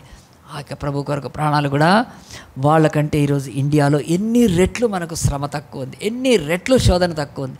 అయినా ఇక్కడ యేసుక్రీస్తు నా కొరకు మరణించాడు, నేను ఆయన కొరకు జీవించాలి అని రక్షణలోకి రావటానికి, దేవుని బిడ్డలుగా అంగీకరించడానికి, దేవుని బిడ్డలుగా మారటానికి, ఆయన అంగీకరించడానికి ఎంతమంది ఇచ్చేస్తున్నారని ఆలోచించారు. వీళ్ళంతా కూడా వీళ్ళ ఆత్మలను చంపలేకపోయారు. వీళ్ళంతా రేపు పరలోక రాజ్యంలో ఉంటారు. వీళ్ళంతా పరలోక రాజ్యంలో ఉన్నప్పుడు ఆ నోవాహు కాల ప్రజలు కూడా లేస్తారు. వీళ్ళెందుకున్నారు ఈ కాంగో ప్రజలు దేవుని రాజ్యంలో అంటే, అప్పుడు దేవుడు చెప్తాడు, మీరు తింటూ తాగుతూ పెళ్ళిళ్ళు చేసుకుంటూ మీ మార్గాలన్నీ చెరిపేసుకొని నేను మీకు 100 ఏళ్ళు ప్రకటించిన మీరు ఎక్కడా నా మాట. కానీ కాంగో ప్రజలు కదా, తినడానికి తిండి లేదు, తాగటానికి ఏమీ లేదు, పెళ్ళిళ్ళు చేసుకుంటే పేదవాళ్ళు. అంతేకాదు ఈ కాంగో ప్రజలు వాళ్ళ మార్గాలను చెరిపేసుకోలేదు. నేనే మార్గం అంటే నా మార్గాన్ని అంగీకరించారు. అంతేకాదు వాళ్ళు తమ జీవితంలో నేను ప్రకటించిన సువార్తను స్వీకరించారు. ఇదిగో మహిమలో ఉంటారు వీళ్ళంతా. ఎంత గొప్ప ఇదండి. సో దేవుడు చెప్తున్నాడు, సంఘం మరణానికి భయపడదు, సంఘం మరణాన్ని జయిస్తుంది. సంఘం ఎప్పుడు కూడా మరణాన్ని జయించిన క్రీస్తుని ఆరాధిస్తుంది, ఆ క్రీస్తుని లోకంలో ప్రకటిస్తుంది. కనుక మనందరికీ దేవుడు ఒక వాక్యం చెప్తున్నాడు, ఏమంటే మన కొరకు మృతి చెందిన క్రీస్తు కొరకు బ్రతకాలి, అది చెప్తున్నాడు. అంతేకాదు, కాగా ఎవడైనా క్రీస్తులైనా నూతన సృష్టి, పాతవి గతించెను, ఇదిగో సమస్తము కొత్తవాయను. ఆ కొత్త భూమి, కొత్త ఆకాశం కొరకు ఇప్పుడు మళ్ళీ నోవాహుది ఒకవేళ మనం చూడండి, నోవాహు కాలంలో భూమి అంతా తుడిచివేయబడ్డాక ఈ ఫ్యామిలీకి దేవుడు ఏమి ఇచ్చాడండి? ఆదాము వాళ్ళకి ఇచ్చినట్టు మళ్ళీ ఇచ్చేసాడు భూమి. ఇప్పుడు వాళ్ళు భూమి మీద, ఆ ఓడ వర్షం ఆగిపోయింది, వాళ్ళు భూమి మీదకి వచ్చారు. భూమి మీద నరులేమి, పశువులేమి, పక్షులేమి, పురుగులేమి సమస్తము కొట్టివేయబడ్డాయి కదా. మళ్ళీ దేవుడు స్టార్ట్ చేస్తే నోవాహుకి ఏముందండి? కొత్త భూమి, కొత్త ఆకాశమైన. ఇప్పుడు నోవాహుకు 3 కొడుకులు ఉన్నారు. వాళ్ళ ప్రాపర్టీని ఎవరైనా వచ్చి అడుగుతారా అండి? ఇది నీది నాది, ఎవ్వడూ లేడు. అట్లా యేసుక్రీస్తు మనకు చెప్తున్నాడు, కొత్త ఆకాశం, కొత్త భూమి మీకు ఇస్తాను నేను, మీరు రక్షణ నా ఓడలో ఉండండి. కాంగో ప్రజలు పేదవాళ్ళు, బట్టలు ఉండవు వాళ్ళకి సరిగ్గా, వాళ్ళు నన్ను నమ్ముకున్నారు, నా ఓడలోకి వచ్చారు. ఇదిగో నేను కొత్త ఆకాశం, కొత్త భూమిని వాళ్ళకి ఇస్తాను. ఇక్కడ చిందులేస్తూ, తాగుతూ, విగ్రహాలను పెట్టుకొని మోసాలు చేస్తూ, బలాత్కారంతో బతుకుతున్న వాళ్ళకు కొత్త రాజ్యం ఉండదు. వాళ్ళు ఈ లోకంలోంచి కొట్టివేయబడతారు. కనుక సిలువ ప్రపంచానికి ఆ యొక్క ఓడలాగా మాట్లాడుతుంది. ఆ ఓడకు నోవాహు మేకులు కొట్టాడు, కానీ యేసుకు మేకులు కొట్టారు. నోవాహు కంటే యేసుప్రభు ఎంత గొప్పవాడండి కదా. దానికి కీలు పూశారు, యేసుకు చేదు తాగిపిచ్చారు. ఆ యొక్క కట్టెలు ఇరిచి ఉంటారు కార్పెంటర్స్ కదా, కానీ యేసు విరవబడ్డాడు సిలువలో మన కొరకు కదండి. ఆ యొక్క ఓడలో సమస్తమైన ఆహారం ఉంది. యేసుప్రభు ఆఖరి దప్పికతో మన కొరకు రక్షణ ఓడ కట్టాడు. యేసుప్రభు అంటున్నాడు, ఈ ఓడలోకి రండి, మీరు మరణం అనేది ఇచ్చేస్తారు. మరణం గురించి చెప్తూ ఉన్నాము కనుక యేసుప్రభు మరణాన్ని దాటించి తీసుకెళ్ళేవాడు. కనుక ఆ ఓడలో నోవాహు ఎలాగున సమస్తాన్ని కాపాడాడో ఈ రక్షణ ఓడలో మనల్ని కాపాడుతాడు. అందరం తల వంచుదాము, కళ్ళు మూసుకుందాము, ప్రార్థన చేసుకుందాం. దేవా, ఈరోజు మరణం గురించి ఇంకొక మెసేజ్ విన్నాను ప్రభా. ఈ యొక్క మరణం విషయమై నేను ఆలోచన చేస్తుండగా, అయ్యా నువ్వు నాకు ఈరోజు ఆనాడు మనిషి మరణమే, భూమి మీద మరణ మృదంగముతో సమస్త నరులేమి, పశువులేమి, పురుగులేమి, పక్షులేమి కొట్టివేయబడ్డాయి దేవా. మళ్ళీ ఒకరోజు భూమి మీద అలాంటి మరణం సంభవిస్తుంది. కరువులు వచ్చినా, వరదలు వచ్చినా, ఈ భూమి మీద మరి భూకంపాలు వచ్చినా, ఆ యొక్క కరోనా లాంటి, కోవిడ్ లాంటి కొద్దిమంది చస్తున్నారు. కానీ ఒకరోడు భూమి మీద యుగాంతములు అందరూ కొట్టివేయబడతారు. నోవాహు కాలం వల్లనే ఉంటుంది. అప్పుడు లోకంలో నెమ్మదిగా ఉంది, మనకి ఏమీ లేదంటే. గర్భిణీ స్త్రీకి ప్రసవ వేదన తటస్థించినట్టు తటస్థితి, భూమి మీద నాశనం. కానీ దేవుడు దానికి మాత్రము ఆయన నేరస్తుడు కాడు. ఎందుకో తెలుసా? నోవాహును పంపినట్టు వాళ్ళ మధ్యలో ఆ యొక్క చెరలో ఉన్న ఆత్మలకు 100 ఏళ్ళు సువార్త ప్రకటిస్తే తిరస్కరించారు. ఈరోజు 2000 సంవత్సరాల నుంచి భూమి మీద సువార్తను ప్రకటిస్తుంటే తిరస్కరించే వాళ్ళ గతి ఆనాడు నోవాహు కాలంలో గతి. అందు గురించే దేవుడు అంటున్నాడు, ఈ చర్చిలో రేపు బాప్తిసాలు ఉన్నాయి. ఏప్రిల్ 5న ఎవరైనా రక్షణ పొందాలనుకుంటే మంచి మాట చెప్తారు మన పెద్దలు. దీపం ఉండగానే ఇల్లు చక్కబెట్టుకోమంటే దాన్ని ట్రాన్స్లేట్ మన దగ్గర చేసుకుంటే, ప్రాణం ఉండగానే నీ ఆత్మను కాపాడుకోవాలి. నువ్వు ఆత్మీయంగా చచ్చి ఉన్నావు కనుక అది నీకు తెలుస్తుంది. కానీ నువ్వు ఆత్మీయంగా బ్రతకాలంటే క్రీస్తుని అంగీకరించాలి. అలాంటి ఒక జీవం క్రీస్తులోకి ఇస్తే నీకు తుఫానులు వచ్చినా, వరదలు వచ్చినా, మరణం వచ్చినా ఏది కాదు. నువ్వు మహిమలోకి దేవునితో ఉంటావు. అందుకొరకు తన రక్తాన్ని, ప్రాణాన్ని ధారపోస్తాడు సిలువలో. ఆ యేసుని అంగీకరించడానికి ఆలస్యం చేస్తున్నావా? 100 ఏళ్ళు టైం ఇస్తే తింటూ, తాగుతూ, పెళ్ళిళ్ళు చేసుకుంటూ చక్కగా బతికేస్తున్నారు, మనకున్నాయి. కానీ వాళ్ళ ఆత్మలు చచ్చిపోయి ఉన్నాయి. బ్రతకండి అంటే వాడు నీతిమంతుడుగా మారటానికి దేవుని సువార్తను ఆనాడు అంగీకరించలేదు. ఈనాడు కూడా అట్లానే ఉంది. కనుక మన బ్రతుకుల్లో దేవుడిస్తున్న ఈ కృపను పోగొట్టుకోకుండా రేపు ఏప్రిల్ 5న బాప్తిసాలు ఉన్నాయి. దేవా, నేను ఇంకా ఆలస్యం చేయను నాయన, ఏదైనా సంభవించవచ్చు కనుక నా ఆత్మను రక్షణ బాధ్యత నాదే ప్రభా, నాదే. నా ఆత్మకు నేనే లెక్కప్ప చెప్పుకోవాల్సి వస్తుంది. నా బ్రతుకు కనుక చచ్చిన నా ఆత్మను బ్రతికించు ప్రభా. నీ రక్తముతో నాయన, నీ ప్రాణముతో నాకు ప్రాణ ప్రతిష్ఠ చేయని అడిగితే యేసు క్షమించి నీకు రక్షణ ఇస్తాడు కదా. ఆనాడు నోవాహు కాలంలో మనుషులు దుర్మార్గులే చచ్చిపోతే ఆఫ్రికాలో కాంగోలో ఒక 70 మంది చర్చ్ బిల్డింగ్లో తీసుకెళ్ళి కాల్చి పారేసిన, నో ప్రాబ్లం. మనిషి శరీరాన్ని ప్రాణాన్ని ఎత్తే కానీ ఆత్మనేమి చేయలేడు. వాళ్ళు పరలోకానికి వెళ్ళిపోయారు. అలాంటి కృప మనందరికీ కావాలంటే యేసు వైపు చూద్దాం. యేసును అంగీకరించి రేపు బాప్తిసాలు ఉన్నాయి కనుక ఇక ఆలస్యం కాకుండా ప్రభువును స్వీకరించవచ్చు. కానీ కాంగో ప్రజలైనా మనమైనా ఒకటి, మన నిమిత్తము మృతి నందిన యేసు కొరకు మనం జీవిస్తాము. అది గుర్తుపెట్టుకొని, ప్రభా నా కొరకు నువ్వు మరణించావు గనుక నేను నీ కొరకు జీవిస్తాను అనుకునేది అది నిజమైన యేసు ప్రభు మృతిని మనం అర్థం చేసుకున్నట్టు మరణాన్ని కనుక దేవుడి మాటలు దీవించును గాక. ప్రార్థన చేసుకుందాం. జీవంగల దేవ, పరిశుద్ధుడా, మహోన్నతుడా, నీకే స్తుతి స్తోత్రం నాయన. మరొక్కసారి బైబిల్లో మేము లెంట్ ఆచరించే క్రైస్తవులం కాదు నాయన. అవన్నీ ఆచారాలు కనుక అవన్నీ కూడా ప్రభా నాయన మూఢనమ్మకాలు నాయన, వాటిలో ఏమీ లేదు నాయన.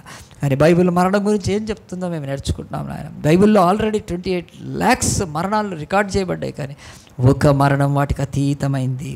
బైబిల్లో యేసు మరణం ఉంది ప్రభానాయన, ఆయన యొక్క ప్రభానాయన సిలువ మరణం ఉంది కనుక అది మానవులకు రక్షణ రక్షణ రక్షణ కలిగిస్తుందని విశ్వసించి ప్రభా మేము నమ్ముకొని ముందుకు సాగుతుండగా ఇంకా మా చుట్టుకున్న ప్రజలు తింటూ తాగుతూ పెళ్ళిళ్ళలాగా అయ్యా ఈ సంబరాల్లో నాయన మునుగుతూ ప్రభా వారి ఆత్మలు ఏమైపోతాయో. ఆనాడు 40 దినాలు వర్షము పడుతుండగా ఆకాశము చీకటి అయిపోయింది నాయన, ఎటు పోవాలో తెలియలేదు నాయన. గొప్పలు గొప్పలు గొప్పలు గొప్పలు గొప్పలు పాతాళానికి వెళ్ళిపోయారు ప్రభా. ఆ యొక్క జలాలలో చచ్చిపోయారు ప్రభా నాయన. అలాగున రాబోయే ఉగ్రత నుంచి నాయన మానవ జాతి రక్షించుకోవటానికి ఒకే రక్షణ కూడా అది ప్రభా, చర్చ్ కనుక ప్రభా ఈ సిలువలో అయ్యా అంగీకరించడానికి సహాయం చేయండి. ఇంకెవరు హృదయాన్ని కఠినం చేసుకోకుండా ప్రభా అయ్యా రక్షణ పొందే భాగ్యాన్ని దయచేయమని, పితబడిన వాక్యాన్ని నారుకట్టి నీరు పోసి నూరంతలు ఫలింపచేయమని మా ప్రభు మా రక్షకుడు మా రక్షణ ఓడను కట్టిన యేసుక్రీస్తు పుణ్యనామాన్ని బట్టి ప్రార్థించి వేడుకుంటున్నాము తండ్రి. ఆమేన్.